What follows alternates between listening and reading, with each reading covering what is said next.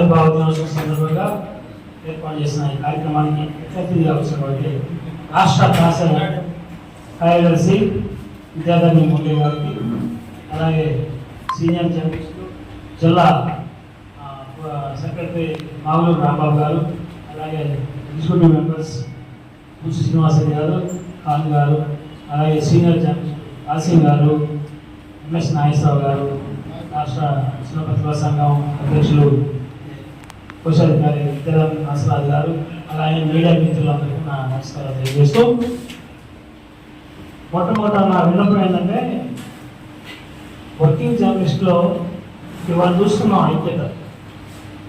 ఈ ఐక్యతనే కొనసాగించాలని నా కోరిక. సరే, సమస్యలు ఉంటాయి, అవి పక్కన పెట్టి ఇలా కలిసి ఉంటే మనం సాధించుకోగలుగుతాం. చాలా సమస్యలు ఉన్నాయి పరిష్కరించుకోవాల్సినవి, అది మనం కలిసి ఉంటేనే సాధ్యమైంది. ఇవాళ అందరూ ఉన్నారు, ఇన్ని వర్గాలకి అన్ని పేపర్లు, అన్ని ఛానల్స్, మీడియా మిత్రులు అందరూ కలిసి ఉన్నాం, సంతోషం. ఇలానే ఐక్యత యూనియన్ పెట్టిందే కలిసి ఉన్నాం. ఏ ఒక్కరు సింగిల్గా దిగి సాధించేది ఏం లేదు, ఇద్దరు ముగ్గురుతో అయ్యేది ఏం లేదు. ఎక్కడ ఏం కాదు, ఇద్దరు ముగ్గురు ఇలా అందరం కలిసి ఉమ్మడిగా, తప్పు కానీ ఒప్పు కానీ, గుంపుగా సమూహంగా కలిసి వెళ్తేనే సాధించుకోగలుగుతాం. ఆవిర్భావ దినోత్సవం ఏర్పడి 69 సంవత్సరాల సందర్భంగా ఏర్పాటు చేసినటువంటి కామ్రేడ్ సర్పంచ్ గారు మరోసారి స్మరించుకుంటూ, ఆయన ఏ ఆశయం కోసం అయితే ఈ యూనియన్ ఏర్పాటు చేశారో, ఈ యూనియన్ లక్ష్యాలు ఏంటో పెద్దలు మీకు అన్నీ వివరిస్తారు. వాళ్ళ సూచనలు, సలహాలు, సంప్రదింపుల ద్వారా సమస్యలు పరిష్కరించుకున్నా అందరం కలిసికట్టుగా ఉండాలని నా భావన. ధన్యవాదాలు. ఇది మనమంతా గర్వించదగ్గ విషయం. అదేవిధంగా ఏపీయూడబ్ల్యూఏ ఇది మహావృక్షం.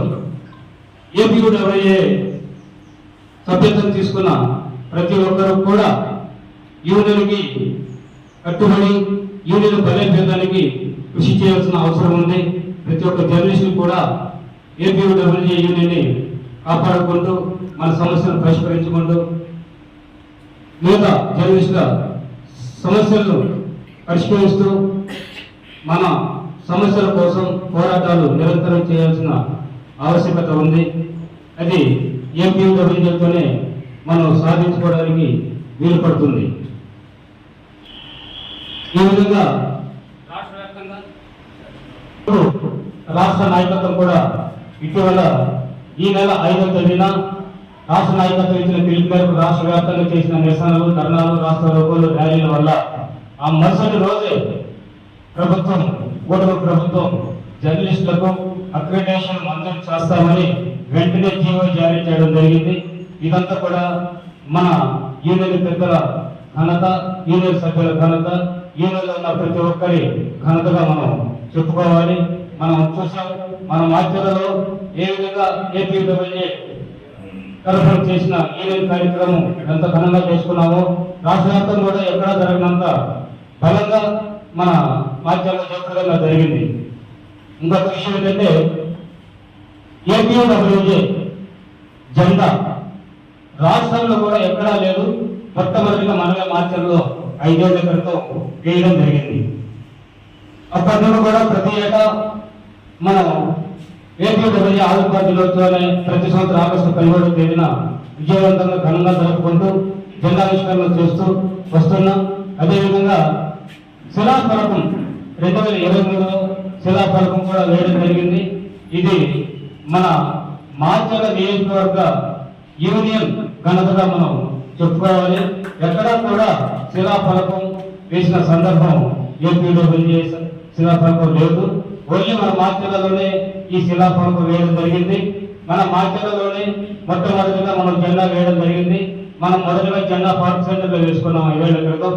అక్కడి నుండి మళ్ళా ఇక్కడ ఎంఆర్ ఆఫీస్ ఎదురుగా 2023లో 11 పాపారావు గారి పదవి కాలంలో అది అక్కడ వేయడం జరిగింది.